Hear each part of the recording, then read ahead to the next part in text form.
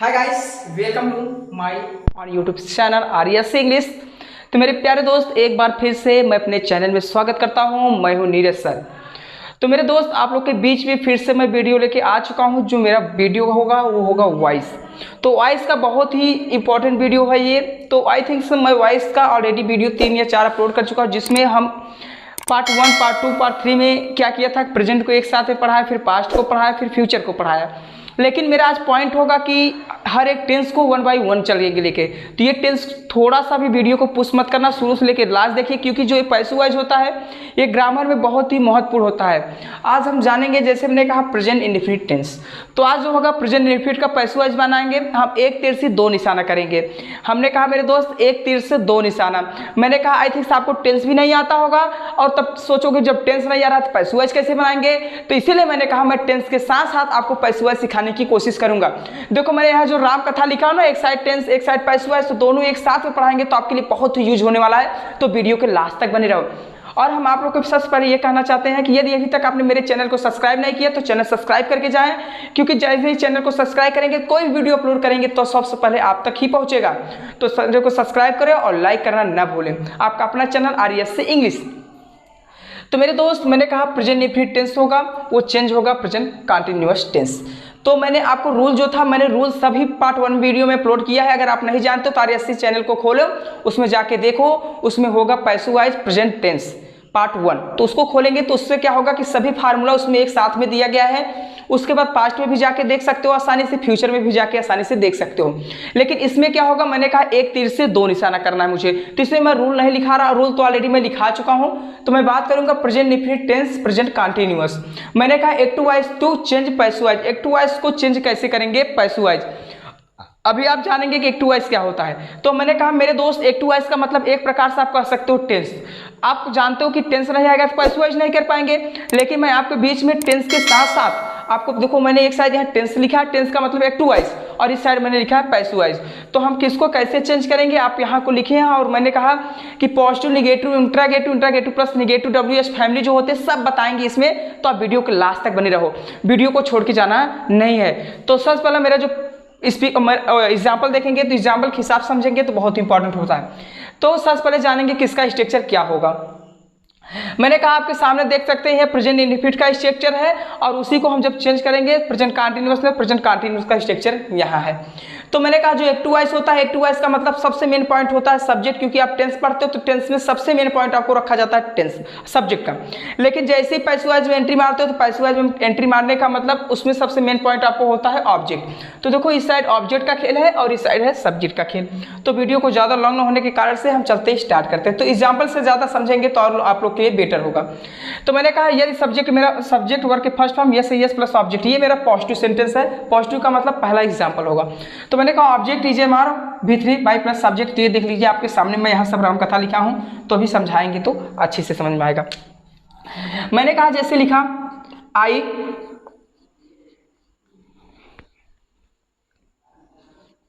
Beat you, I beat you, ठीक है, आई beat you, मैं तुम्हें मारता हूँ।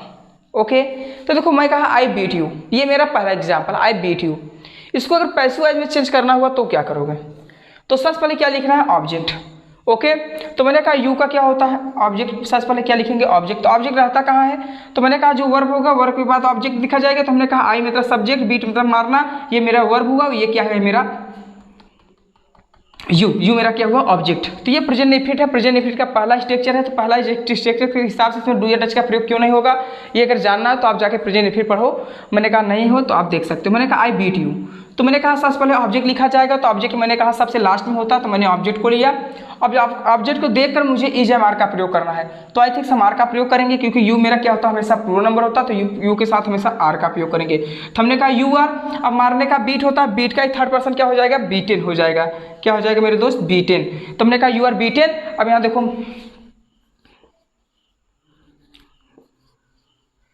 बीटेन, उसके बाद मैंने क्या लिखा बाई, क्योंकि बाई का मतलब किसी के द्वारा। तो हमने कहा you are beaten by.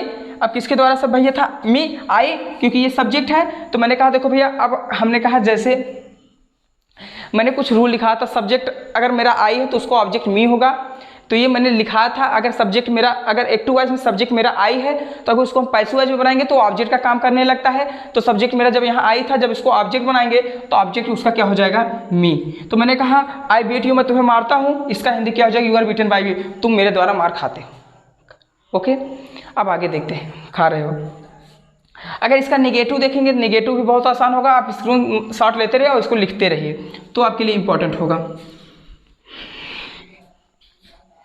Okay, मैंने कहा जैसे you do not do this work, you do not do this work, तुम यह काम नहीं करते हो। सॉरी, हिंदी लिखेंगे तो आपके लिए बेटर होगा। मैंने कहा तुम यह काम नहीं करते हो, तुम यह काम नहीं करते हो। तो मैंने कहा तुम का क्या होगा भाई, देखो ये मेरा नेगेटिव होगा, तो नेगेटिव के लिए सबसे पहले क्या लिखेंगे, सब्जेक्ट, सब्जेक्ट मेरा क्या हुआ, यू।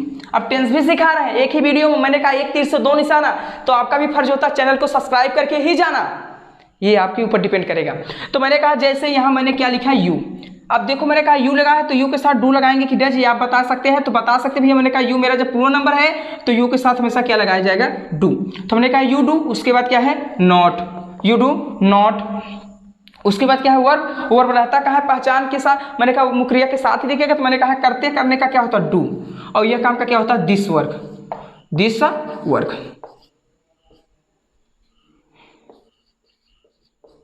हमने कहा you do not do this work, तुम यह काम नहीं करते हो। ओके, हमने कहा तुम यह काम नहीं करते हो। मैंने कहा जैसे कोई बहुत हार्ड कठिन वर्क है और मुझे पूरा विश्वास है यह लड़का यह काम नहीं कर सकता, लोगों ने मेरे पास सामने आया कहा भी ये काम मैं ही किया हूँ, लेकिन मैंने कहा ना, तुम झूठ बोल रहे हो, तुम यह काम नहीं कर सकते हो। आगे मैंने कहा इसका पैसिव वॉइस बनाओ, तो पैसिव वॉइस बनाने के लिए सबसे पहले किसका खेल होता है, ऑब्जेक्ट। तो ऑब्जेक्ट रहेगा कहाँ भैया, तो हम आप बता सकते हो ऑब्जेक्ट है क्या, इसमें आप देख सकते हो। तो हम कह सकते हो आसानी से कि सर जी जो ये डू है, डू के बाद जो दिखा ये ऑब्जेक्ट है, तो हम कहाँ लिख सकते हैं, दिस वर्क। हमने लिखा दिस वर्क, ऑब्जेक्ट हुआ मेरा।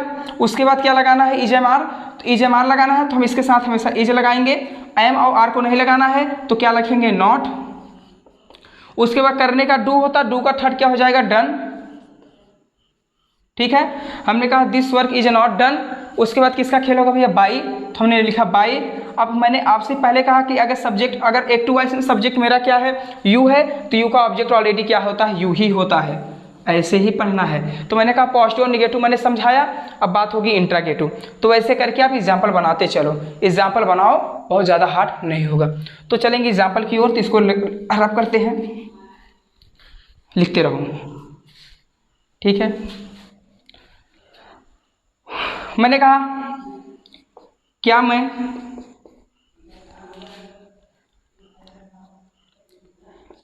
अंग्रेजी बोलता हूँ, क्या मैं अंग्रेजी बोलता हूँ, क्या मैं अंग्रेजी बोलता हूँ। ठीक है, मैंने कहा क्या मैं अंग्रेजी बोलता हूँ, क्या मैं अंग्रेजी बोलता हूँ। मैं आपसे प्रश्न पूछा, आप मेरे सामने हो, मैं आपके सामने क्या भैया, क्या आपको लगता है क्या मैं अंग्रेजी बोलता हूँ, आपको लग रहा है क्या मैं अंग्रेजी बोलता हूँ। मैं आपसे प्रश्न पूछ रहा हूँ, मैं टेंस सिखा रहा हूँ, टेंस के साथ भी पैसिव वॉइस, एक तीर से दो निशाना मैं कई बार कह रहा हूँ। तो मैंने कहा देखो यहाँ क्या प्रश्न किया, तो डू या डैश दोनों में इसको एक लिखो। तो सब्जेक्ट को देखो ना, सब्जेक्ट क्या है, सब्जेक्ट एक वचन है कि बहुवचन सिंगुलर नंबर क्या है, पूछे सब देखो।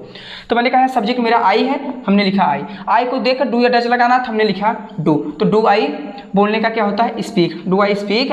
और बोलने का क्या बोले भैया, इंग्लिश, तो इंग्लिश लिख दो, डू आई स्पीक इंग्लिश। अब मैंने कहा इसका पैसिव वॉइस बनाओ, तो मैंने कहा डू देखो किसके हिसाब से लगाए, आई को देखकर डू या डज लगाए। तो अब यहाँ क्या देख के हम डू या डज लगाए, ऑब्जेक्ट को देखकर मुझे इज एम आर का प्रयोग करना है। तो ऑब्जेक्ट इसमें क्या है, इंग्लिश, तो आई थिंक इंग्लिश हमेशा एक क्वेश्चन होता है, तो इंग्लिश इज। ठीक है, हमने कहा सबसे पहले क्या लिखेंगे, इज। जब पैसिव वॉइस बनाओगे तो चेंज करोगे कंटिन्यूअस में। तो यहाँ देखो डू, आई को देखकर मैंने यहाँ डू लगाया, तो यहाँ इंग्लिश को देखकर, क्योंकि इंग्लिश यहाँ मेरा ऑब्जेक्ट है ना, तो इंग्लिश को देखकर मुझे इज एम आर का प्रयोग करना है, तो हमें इज लगाना है। उसके बाद तब क्या लिखना है, इंग्लिश। हम कह सकते हैं इज इंग्लिश। उसके बाद क्या, V3, तो V3 मतलब क्या, बोलना, तो बोलने का स्पीक होता है, स्पीक का थर्ड पर्सन क्या होता है, स्पोकन। उसके बाद क्या लिखेंगे, बाई। अब यहाँ मेरा सब्जेक्ट जब यहाँ आई है, तो आई का ऑब्जेक्ट क्या होता है, आप बताइए कमेंट में, आई का ऑब्जेक्ट मी, तो यहाँ हमने मी लिखा, ऐसे ही बनाया जाएगा। ठीक है, मैंने कहा जैसे do I go they, sorry, do I do this work, do I do this work, तो मैं कह सकता हूँ is this work done by me, done by you. Okay, very good. Is this work done by you. तो ऐसे करके example बनाओ, मैं एक बना रहा हूँ, आप 10 बना के दिखाओ, ये आपके ऊपर डिपेंड करेगा। तो मैंने कहा आप चलेंगे आगे, इसको मैं रब कर रहा हूँ क्योंकि मुझे आगे वीडियो बनाना भी। एग्जाम्पल देखेंगे तो और अच्छा रहेगा। सॉरी, मैंने कहा जैसे क्या तुम एक पत्र नहीं लिखते हो? क्या तुम एक पत्र नहीं लिखते हो? तो देखो जब क्या से प्रश्न करें उसमें नॉट रहे तो ध्यान देना इंट्रागेटिव प्लस नेगेटिव होगा। तो इंट्रागेटिव प्लस नेगेटिव यहाँ स्ट्रक्चर आपके सामने देख सकते हो, ये है। तो देखो इसमें डू या डज लगाना सब्जेक्ट को देखकर, तो मैंने कहा यू है तो यू को हम यहाँ लिखेंगे, यू के पहले किसका प्रयोग करेंगे? डू। तो हमने कहा डू यू, उसके बाद क्या है? Not. Do you not verb कहाँ लिखना? तो लिखने का क्या होता है? राइट ही होगा, तो हम लिख सकते हैं राइट। क्या भैया ए लेटर? तो हम लिख सकते हैं ए लेटर। तो हम कह सकते हैं do you not write a letter. जब इसका पैसिव वॉइस बनाओगे तो करना क्या है? ऑब्जेक्ट को देखकर मुझे इज एम आर का प्रयोग करना है। तो मैंने कहा ऑब्जेक्ट यहाँ मेरा क्या होगा? A letter. तो ए लेटर को देखकर मुझे इज एम का प्रयोग करना है, तो हम सबसे पहले क्या लिख देंगे? इज। उसके बाद ऑब्जेक्ट क्या भैया? A letter. तो आई थिंक मुझे क्या लिखना है? A letter. आप देख सकते हैं ना इस वाक्य में, देखो एक्टिव वॉइस में जो ऑब्जेक्ट होगा उसी को लिखा जाएगा पैसिव वॉइस में ना। तो मैंने कहा do you not write a letter, तो हमने यहाँ क्या लिखेंगे? इज को ऑब्जेक्ट को देखकर क्या लिखना है? मुझे ऑब्जेक्ट लिखना है। ऑब्जेक्ट को देखकर इज एम आर का प्रयोग करना है, तो हमने ऑब्जेक्ट को देखा, उसके बाद इसका प्रयोग किया, उसके बाद क्या लिखा? A letter, is a letter. उसके बाद क्या हो जाएगा भैया? Is a letter. उसके बाद यहाँ क्या है? नॉट, तो हम नॉट लिखेंगे। अब यहाँ V3, तो यहाँ देखो जो राइट था, राइट का थर्ड क्या हो जाएगा? रिटन। उसके बाद बाई, ठीक है। तो मैंने कहा जब यहाँ सब्जेक्ट मेरा यू था तो यू का ऑब्जेक्ट ऑलरेडी यू ही होता है, तो ये था मेरा एक्टिव वॉइस और ये था मेरा पैसिव वॉइस। तो हमने कहा भैया एक तीर से दो निशाना, मतलब एक साथ में आप टेंस भी पढ़ सकते हो, चाहे तो कह सकते हो एक साइड टेंस का हेडिंग डालो और एक साइड पैसिव वॉइस का हेडिंग डालो। टेंस पढ़ना तो देखो मैं एग्जांपल 1 बाय 1 समझा रहा हूँ, तो एक टेंस का एग्जांपल हो गया भैया। अब उसी को जब पैसिव वॉइस में चेंज करेंगे तो ये एग्जांपल देखना है, ठीक है। तो ऐसे करके आपको पढ़ना है। तो मैंने कहा पॉजिटिव और नेगेटिव, इंट्रागेटिव प्लस नेगेटिव। उसके बाद अब बात है WH फैमिली। तो WH फैमिली भी ज़्यादा हार्ड नहीं होगा, वो भी एकदम सिंपल ही होगा। आपको कुछ नहीं करना है, आपको देखना है तरीका क्या होगा, ठीक है। तो मैंने कहा अब देखेंगे, मैंने कहा WH फैमिली का मतलब क्या होगा? हमने कहा कोई भी आ सकता है, व्हाट, व्हेन, वेयर, व्हाई, ये सब कुछ भी, हाउ, व्हाट, कुछ भी आ सकता है। तो वो जो दिखेगा उसको हम लिखेंगे। हमने कहा जैसे तुम एक,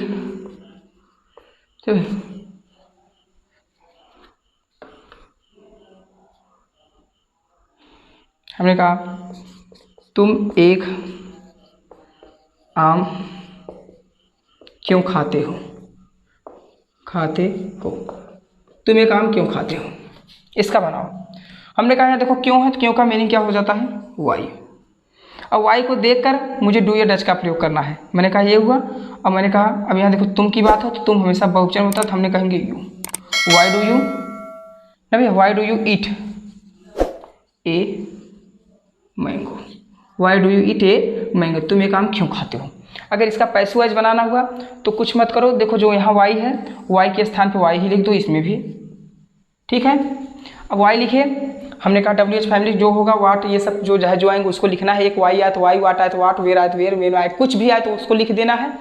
और उसके लिखने के बाद आप देख सकते हैं उसको मैंने लिखा वाई, उसको भूल जाओ। अब इज एम आर लगाना है मुझे ऑब्जेक्ट को देखकर।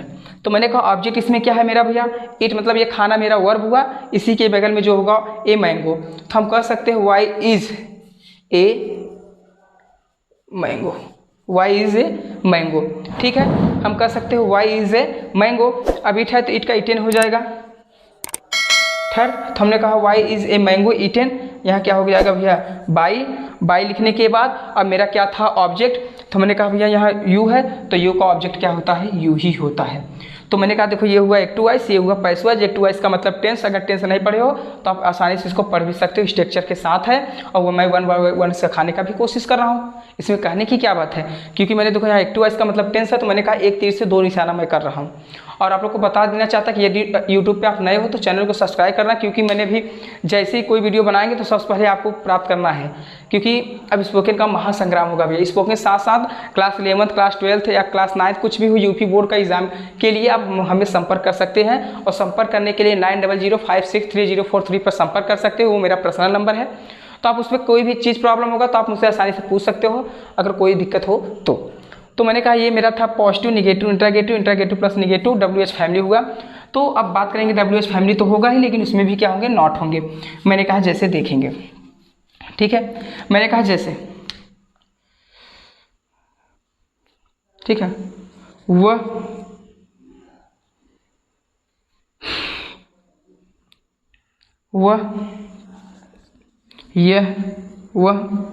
यह काम क्यों नहीं करता है, वह यह काम क्यों नहीं करता है।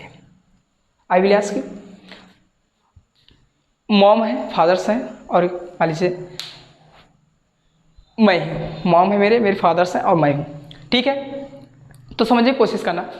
मॉम ने मुझे, पिताजी ने मुझे कोई काम दिया करने के लिए, लेकिन मैं तो मॉम का दुलारा लड़का हूँ, मॉम तो मुझे बहुत प्यार करती है, तो मैं वो काम नहीं किया। तो पिताजी आए, मॉम को कहने लगे, अच्छा बताए मैंने उसको वो काम करने के लिए कहा, वो काम यह क्यों नहीं किया। क्योंकि देखो कोई भी वाक्य हो उसका कुछ ना कुछ अर्थ निकलता ही मेरे दोस्त, तो वो क्या होगा ये जानेंगे।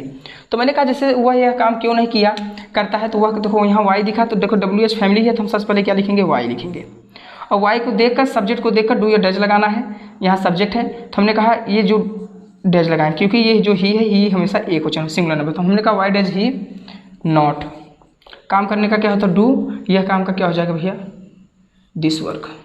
ओके, तो हम कह सकते हैं why does he not do this work. इसका अगर पैसू वाइज बनाना हुआ, तो मैंने कहा जो वाई है, वाई के स्थान पर हमेशा वाई ही रहेगा, चाहे एक्टिव वाइज हो चाहे पैसू वाइज। तो मैंने कहा देखो ये टेंस हो गया, एक्टिव वाइज का मतलब टेंस। अब उसको जब पैसू वाइज बनाएंगे तो हमने कहा वाई लिखा। अब हमने देखो, अभी तो मैंने यहाँ डू या डज किसके हिसाब से लगाया, इसके हिसाब से लगाया, लेकिन यहाँ ऑब्जेक्ट को देखकर मुझे EJMR का प्रयोग करना है। तो यह काम है, तो यह काम हमेशा एक वचन होगा, तो हम कह सकते हैं दिस इज दिस वर्क, ठीक है। उसके बाद क्या होगा भैया, नॉट।